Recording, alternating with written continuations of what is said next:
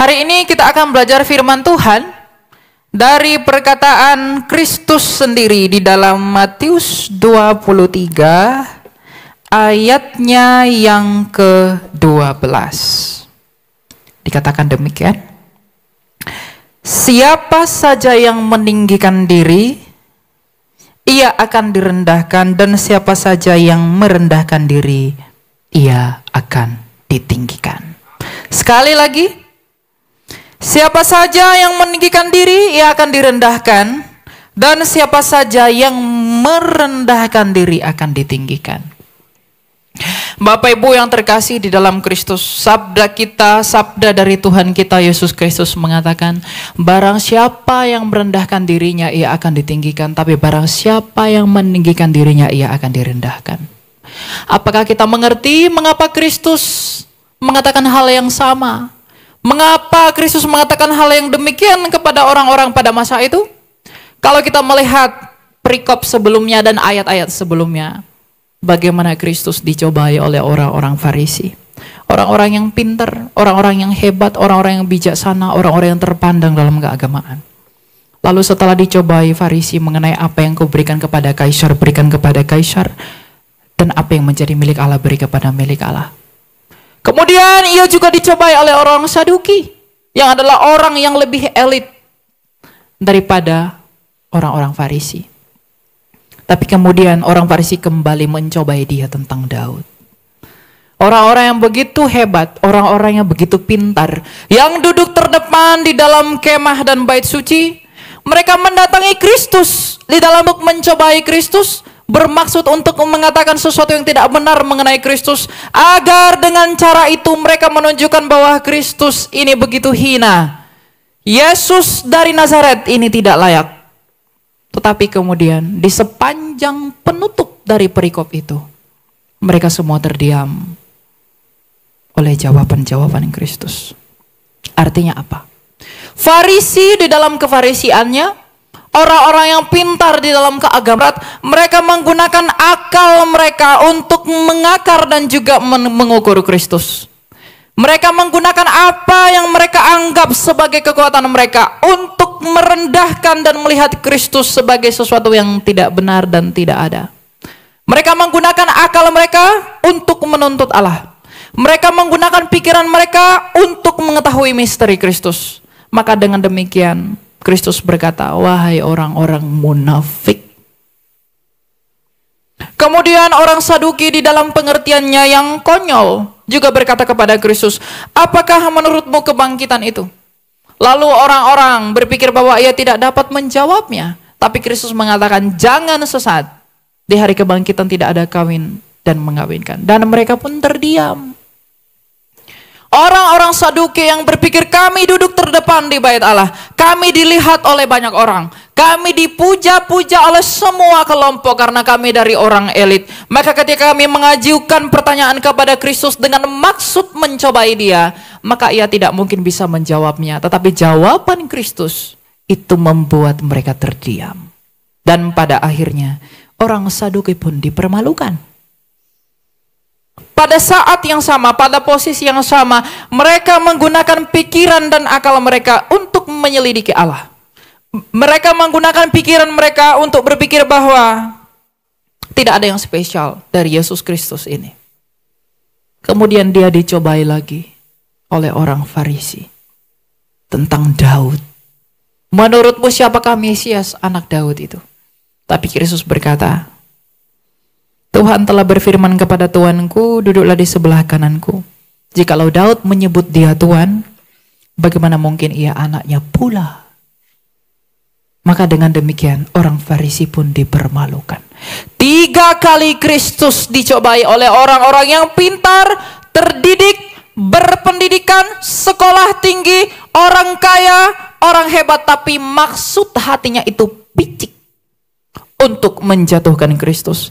Tapi Kristus oleh hikmatnya yang ilahi, dia menundukkan roh-roh jahat yang berdiam di dalam mereka. Pada akhirnya di ayat berikutnya Kristus berkata, kasihlah Allahmu dengan segenap hatimu dan kasihlah sesamamu manusia. Apa maksud Tuhan Yesus? Seandainya engkau memiliki kasih, Seandainya engkau mengasihi aku, seandainya engkau mengasihi Allah, engkau tidak mungkin mencobai aku dengan maksudmu yang picik itu. Seandainya engkau memiliki cinta kepadaku, seandainya engkau mengerti maksud dan cinta yang sejati dari Allah, engkau tidak mungkin menggunakan akalmu yang menurutmu pintar untuk menjatuhkan sesamamu manusia, termasuk aku yang ada di tengah-tengah kamu. Jadi kalau kamu, wahai orang Farisi, wahai orang Saduki, jikalau engkau mengerti makna kasih di dalam rohmu sendiri, maka engkau tidak akan melakukan apa yang sudah engkau lakukan bagiku, yaitu mencobaiku.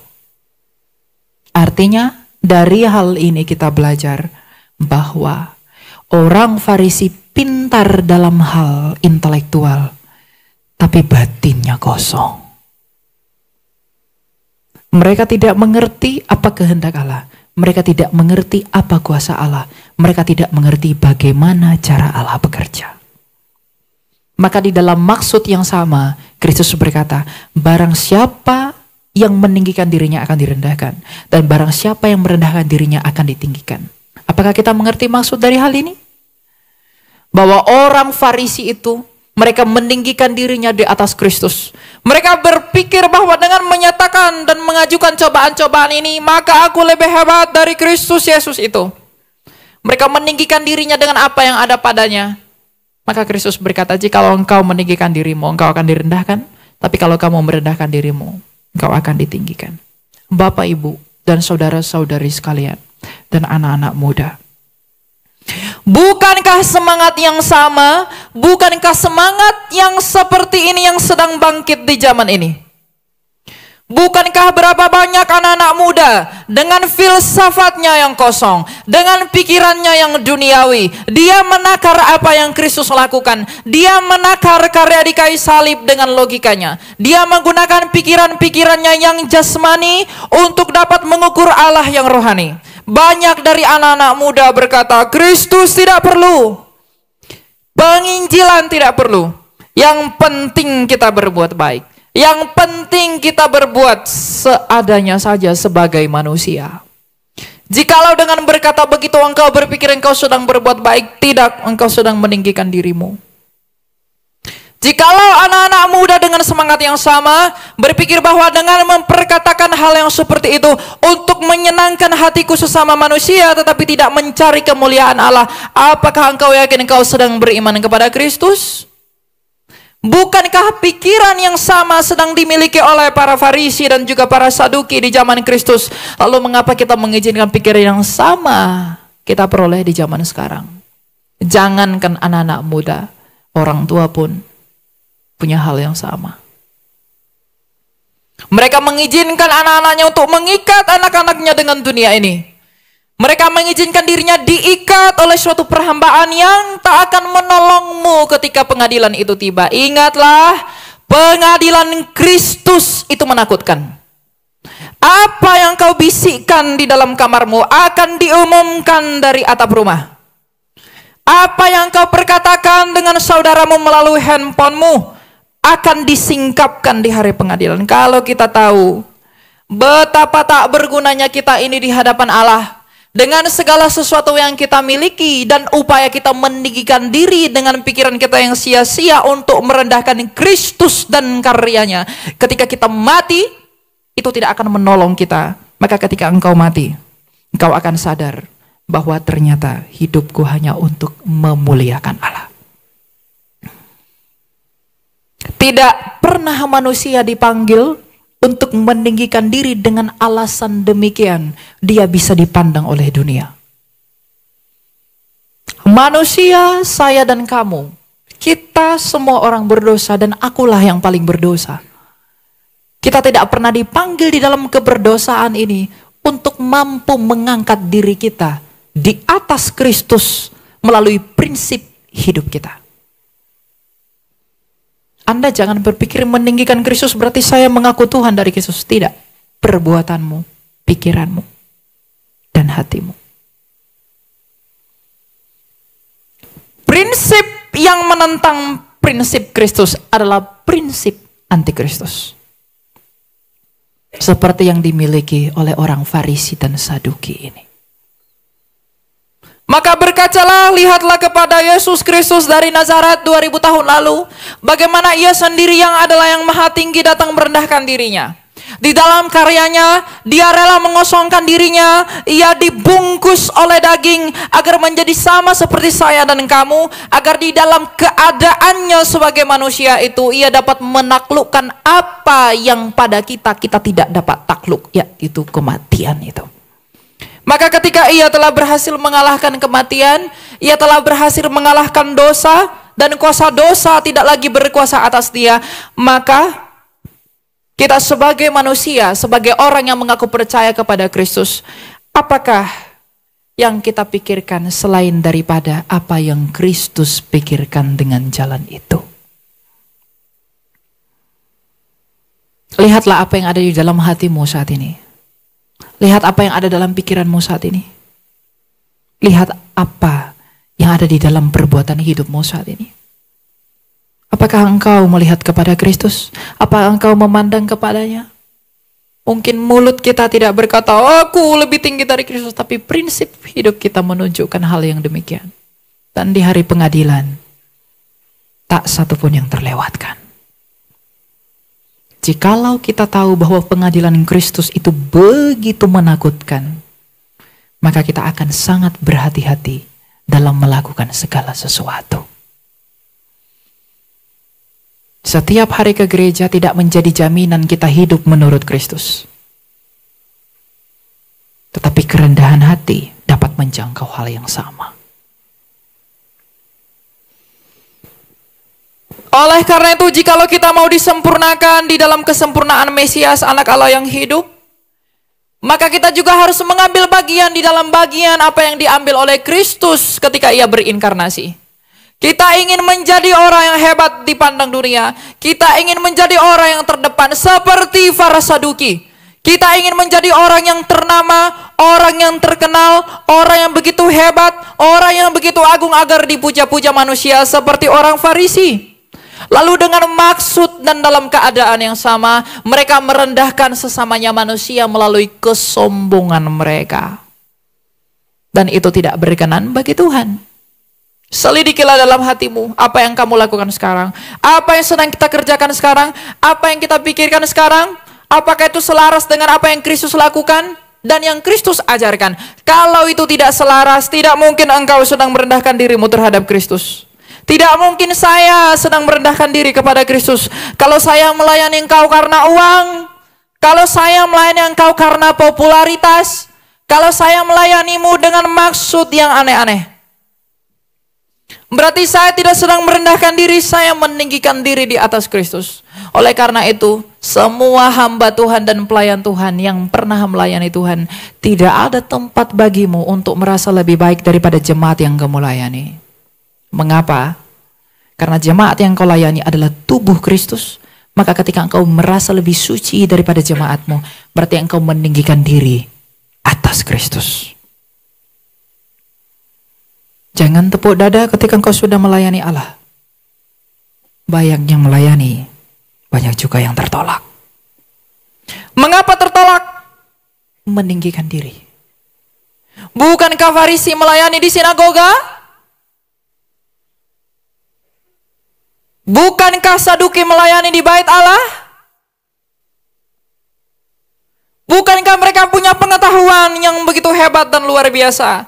Tapi batinnya buta. Buktinya apa? Rasul Saulus, Rabi Saul, batinnya buta sebelum dia merendahkan dirinya ketika Tuhan menghajar dia.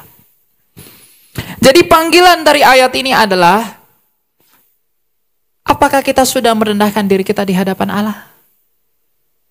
Wahai anak muda, wahai orang tua, wahai pelayan Tuhan, kita boleh menyanyi, kita boleh bersenandung, kita boleh berseru. Tapi apa engkau sudah merendahkan dirimu dengan mengakui dosamu di hadapan Allah dan juga hidup menurut apa yang Ia mau? Kristus yang sama berkata, jikalau engkau mengasihi aku, engkau pasti melakukan perintahku. Jikalau engkau mencintai aku, engkau pasti melakukan apa yang aku suruhkan kepadamu. Apakah di dalam hidup kita sudah melakukan hal yang sama? Ada saudara kita yang membutuhkan tenaga kita. Ada yang membutuhkan waktu kita, membutuhkan penghiburan dari kita. Tapi kita membiarkan mereka terluka begitu saja.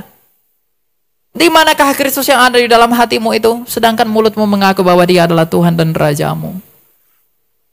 Semangat orang Farisi dan semangat orang Saduki yang merendahkan karya Kristus melalui pengetahuan dan akal mereka, itulah yang harus tidak boleh ada di dalam hati setiap orang percaya. Karena tidak ada kemuliaan yang dinyatakan dari hal itu. Jikalau kita tahu seberapa cepat orang-orang melupakan hidup kita ketika kita sudah mati. Kalau kita tahu dan sadar bahwa ternyata tidak ada gunanya apa yang saya pegang dan saya kejar hari ini. Mati-matian dan mengorbankan kebenaran Kristus ketika kita sudah mati. Maka kita tidak melakukan hal apapun selain daripada menyenangkan hati Allah selama hidup ini. Inilah yang harus diwaspadai semua orang. Meninggikan diri. Anak-anak muda, kuliah di kampus ternama, di kampus terdepan, kampus terhebat. Orang tuanya orang kaya, orang tuanya hebat, lalu dia tepuk dada. Saya hebat. Saya besar. Dan engkau bukan apa-apa dibandingkan dengan saya. Apakah engkau mengikut Kristus? Saya katakan sekali lagi, pengadilan itu menakutkan. Tidak akan ada yang sanggup berdiri dengan tegak di hadapan pengadilan Kristus. Semuanya akan disingkapkan. Saya yang berdiri di depan kamu pun semua, apa yang ada di dalam hati saya, apa yang saya sembunyikan, apa yang saya pendam dalam hati saya akan disingkapkan oleh Kristus di hari pengadilan.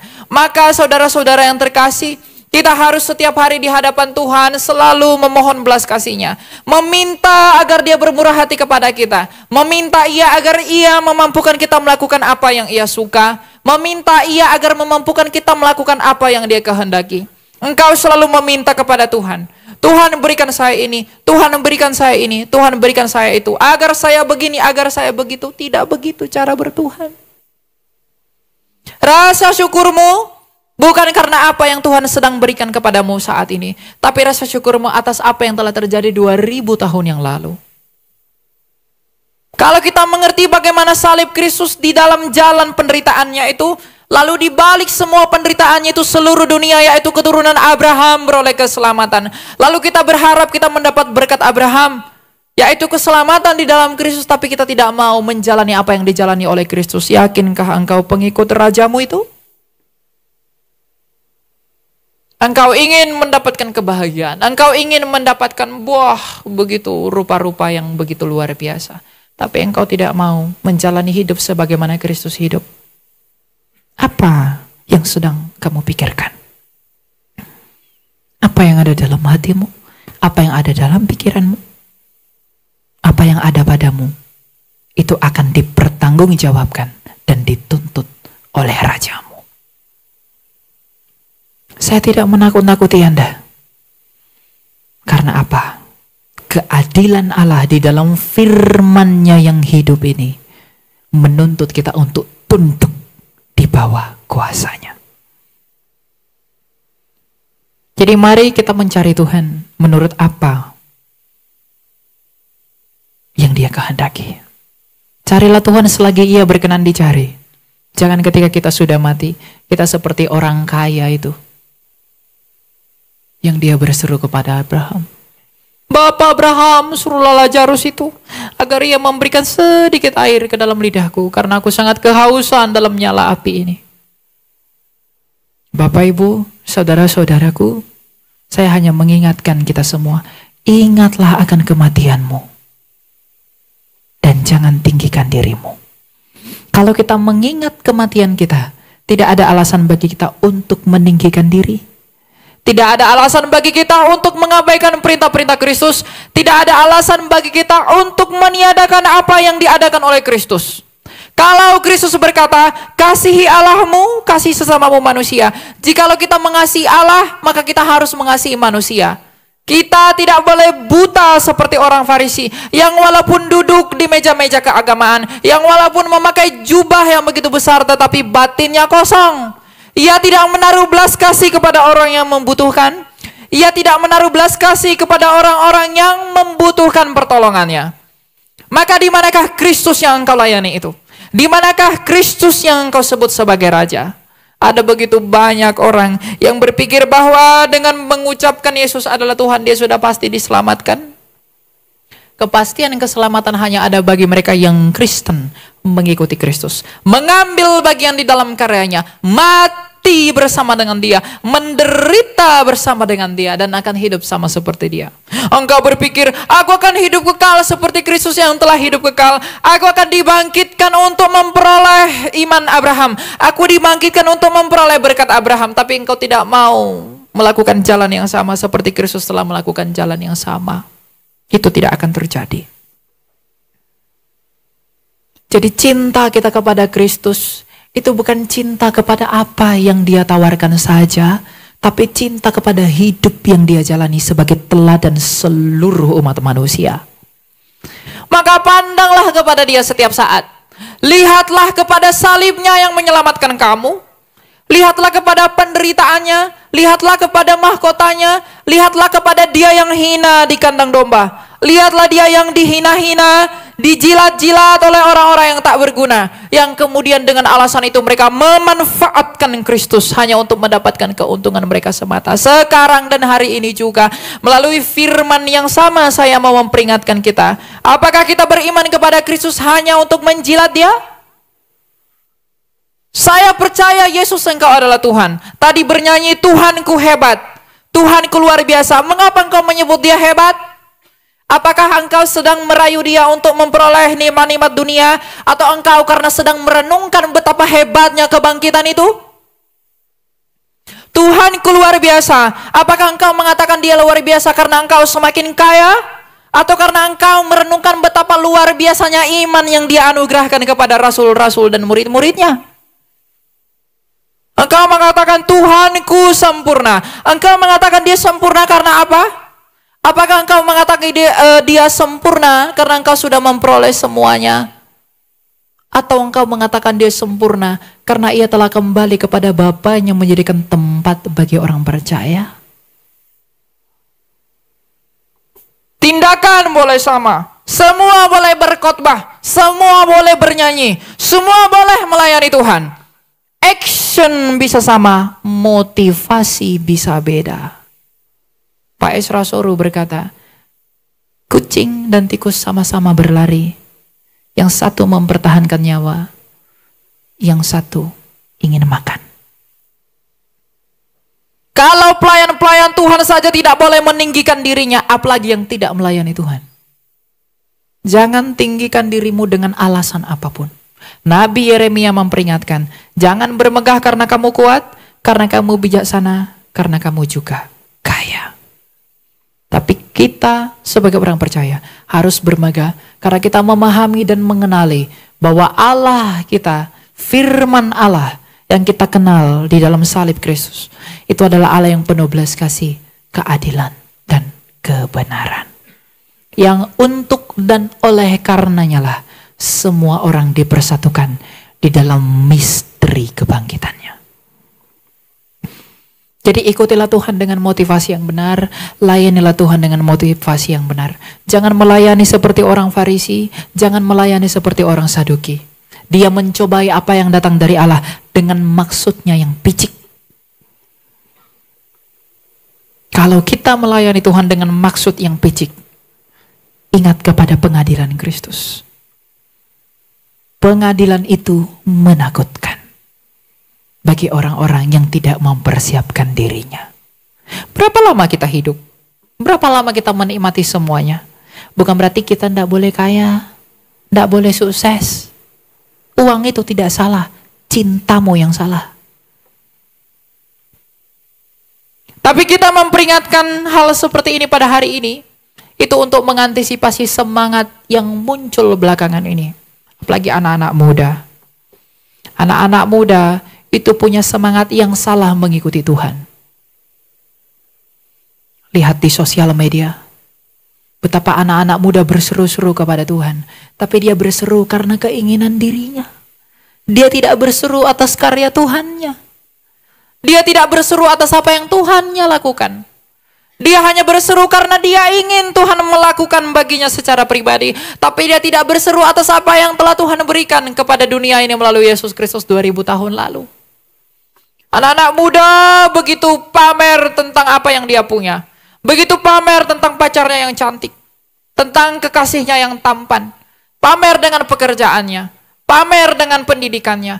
Pamer dengan kehebatannya. Apa yang dimiliki orang tuanya. Dan dia meminta itu dari Tuhan, tapi dia tidak pernah pamer akan Tuhannya. Dia tidak pernah berbicara tentang kebaikan dan kebesaran Tuhannya. Dia berbicara hanya tentang dirinya sendiri. Dia berbicara betapa besarnya apa yang kumiliki, tapi dia tidak pernah berbicara betapa besarnya Tuhan yang memberikan itu semua kepada dia. Semangat dan filsafat yang seperti inilah yang tidak boleh ada di semangat orang muda Kristen hari-hari ini. Karena ini menyalahi semuanya. Kalau kita tidak mengerti bahwa Kristus itu telah merendahkan dirinya, dia yang maha tinggi di dalam penderitaannya, maka kita pun tidak dapat mengerti arti kerendahan hati Kristus. Tanpa merendahkan diri, engkau tidak mungkin mengenali Allah. Sekali lagi, tanpa merendahkan dirimu, engkau tidak akan pernah mengenali Allah. Saya pun begitu. Kalau saya tak merendahkan diri, saya tidak mungkin tahu bagaimana hidup bersama Tuhan. Bahwa hidup bersama Tuhan ternyata bukan tentang yang enak-enak saja. Tapi hidup bersama Tuhan adalah tentang apa? Ada sesuatu kemuliaan yang akan dinyatakan di balik pemurnian iman di dunia ini. Maka semua orang percaya harus punya mindset yang benar. Mindset kekristenan yang benar itu harus dimiliki setiap orang. Ingat, jangan meninggikan dirimu. Rendahkanlah dirimu. Ketika engkau berpikir engkau lebih baik dari sesamamu, engkau punya semuanya lalu engkau memandang rendah dan tidak peduli kepada saudaramu yang lemah, engkau sedang meninggikan dirimu. Lihatlah Kristus itu. Apakah ia pernah merendahkan sesamanya? Apakah ia picik kepada sesamanya?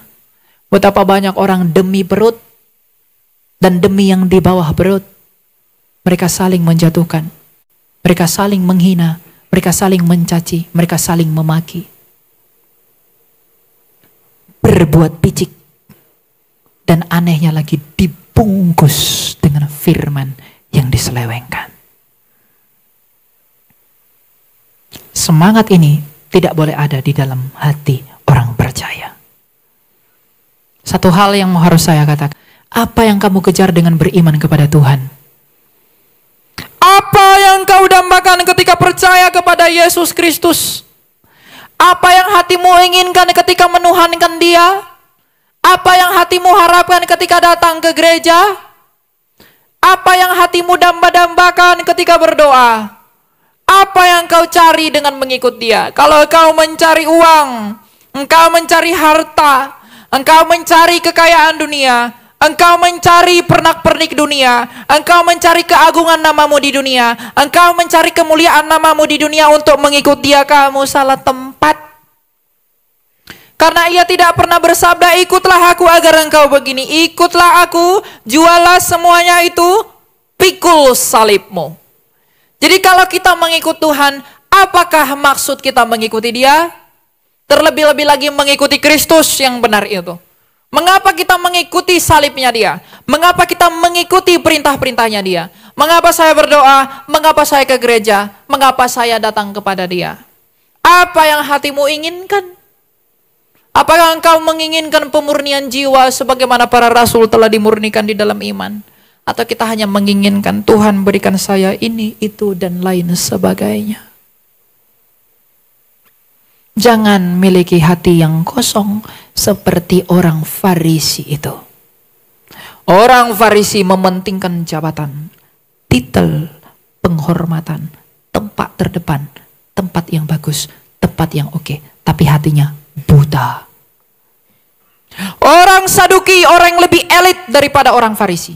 Farisi duduk di sinagoga, orang Saduki di bait Allah. Mereka begitu hebat, begitu besar, begitu luar biasa. Hatinya pun buta. Mungkin Bapak Ibu, anak-anak muda, engkau menduduki tempat yang terbaik saat ini. Tempat yang terhebat, tempat yang terdepan, tempat yang teroke. Tapi apakah hatimu sungguh-sungguh demikian? Untuk tinggal di dalam Dia. Inilah maksud firman yang kudus untuk dinyatakan kepada kita. Bahwa hidup sekarang ini, hidup di zaman yang sekarang ini, adalah hidup yang seharusnya mencari pemurnian iman kepada Kristus. Kristus yang adalah Tuhan dan Rajamu, itu harus kamu layani melalui prinsip yang Dia ajarkan bagimu. Kristus berkata, siapa saja yang terbesar di antara kamu, hendaklah ia menjadi pelayanmu. Yang terbesar di antara kita, dialah yang harus melayani seharusnya. Jadi kalau anak muda Kristen, Bapak Ibu mengikut Kristus, kalau yang dirindukan oleh jiwamu bukanlah kemurnian iman, yang dirindukan oleh jiwamu bukanlah pemulihan iman, yang dirindukan oleh jiwamu bukanlah persatuan dengan Dia, melainkan yang lain-lain, engkau tidak sedang mengikuti Dia. Kalau engkau mengikuti Dia demi harta-harta di dunia ini, engkau tak mengerti kitab suci. Kalau kamu mengikuti Dia hanya karena engkau berharap dapat ini, dapat itu, tapi engkau mengesampingkan maksud yang utama mengapa firman Allah menjadi manusia, engkau tidak mengerti apa makna kekristenan itu. Oleh karena itu, kuduskanlah Kristus dalam hatimu, pujilah Dia, sembahlah Dia dengan tidak meninggikan dirimu. Tapi rendahkanlah dirimu melalui prinsip hidupmu, apa yang kamu minta dalam doamu, apa yang ada dalam hatimu, apa yang ada dalam pikiranmu. Karena apa? Saya dan kamu satu persatu akan berhadapan dengan pengadilannya yang menakutkan itu. Oleh karena itu, mulai sekarang reformasilah hati untuk menjadi baru, semakin baru, semakin baru, dan semakin baru. Kerajaan Allah carilah dahulu, maka semua ditambahkan kepadamu. Kerajaan Allah bukan kerajaan dunia. Itu berbeda. Oleh karena itu, pikirkanlah hal-hal yang bukan yang di bawah. Saya berdoa, semoga Tuhan memampukan kita untuk melakukan apa yang Ia sukai, agar kita tidak ditolak dalam kerajaannya. Kita berdoa. Bapa yang baik, yang bertata dalam kerajaan-Mu yang kudus, kami bersyukur atas kebaikan dan juga cinta kasih-Mu. Engkau menegur kami pada hari ini, agar kami selalu memikirkan perkara-perkara yang Kau kehendaki dalam hidup kami. Engkau tahu betapa tidak layaknya kami, Engkau tahu betapa berdosanya kami. Terlepas dari itu Bapa, kami hanya berharap kepada belas kasih-Mu yang begitu dalam. Oleh karena itu, mampukanlah kami untuk dapat mengasihi dan mencintai-Mu. Mampukanlah kami untuk tetap setia melakukan apa yang Kau kehendaki. Mampukanlah kami untuk berpikir tentang perkara-perkara surgawi, agar motivasi hati kami mengikuti Engkau dengan benar, agar hati kami direformasi untuk semakin melihat tujuan-Mu dalam hidup kami. Mengapa kami masih ada, mengapa kami masih hidup, untuk mencari Engkau, bertobat di dalam Engkau dan melayani Engkau. Engkau tahu ya Bapa, bahwa di dalam segala sesuatu kami adalah orang-orang berdosa. Maka ampunkanlah kami atas segala dosa dan kesalahan kami, karena Engkau tak menemukan sesuatu yang baik dalam hidup kami. Datangilah kami dan ubahkanlah kami sebagaimana Engkau mendatangi Saulus, dan ubahkanlah kami menjadi Paulus, Rasul-Mu yang mulia itu.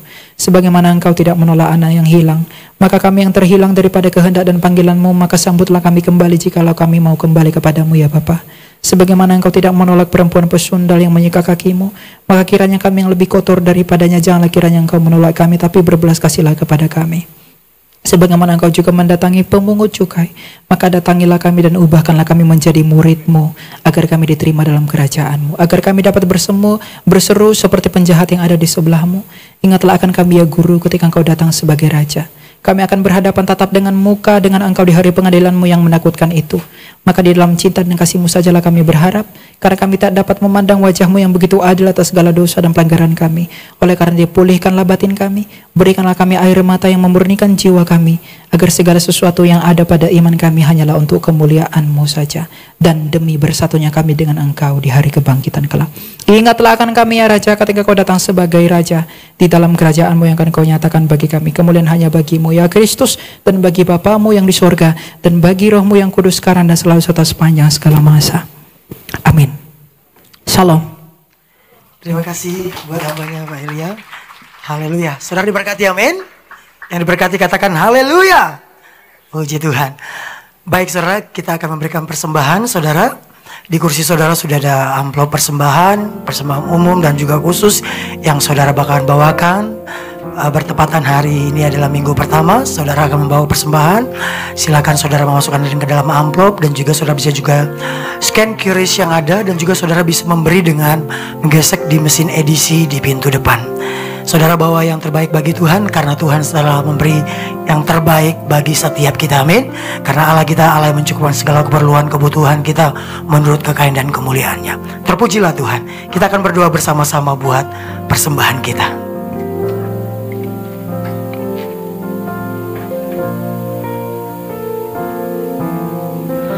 Shalom Victorious Family, puji Tuhan untuk ibadah kita yang luar biasa pada hari ini dengan firman yang disampaikan oleh Evangelis Elia yang begitu menguatkan dan memberkati kita semua. Terima kasih Pastor, kiranya Tuhan pakai lebih luar biasa lagi dan Tuhan berkati selalu.